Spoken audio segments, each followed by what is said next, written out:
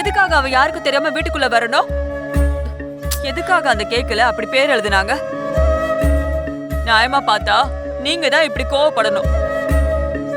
அன்னைக்கு ரிஷி தம்பி வந்து ஏதோ சமாதானப்படுத்தி அனுப்புனாரே தவிர அத நம்மளால சரி பண்ண முடிஞ்சுதா?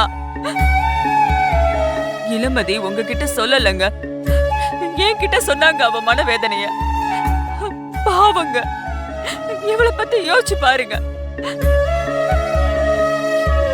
உங்களுக்கு சரவணனையும் இளமதியும் நினைச்சு வருத்தமா இல்ல? எவனுக்காகவோ இவ்வளவு வருத்தப்படுறீங்க? அத பார்த்தாதாங்க எனக்கு வயித்தெரிச்சலா இருக்கு.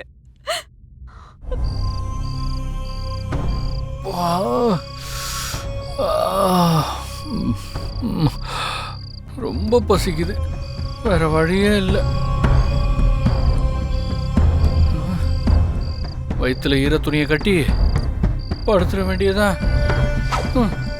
பரமா, இத்தனை வருஷத்துக்கு அப்புறம் உனக்கு பழைய வாழ்க்கையாடா? வாசனையை மோப்பம் பிடிச்சதெல்லாம் வீணா போச்சு.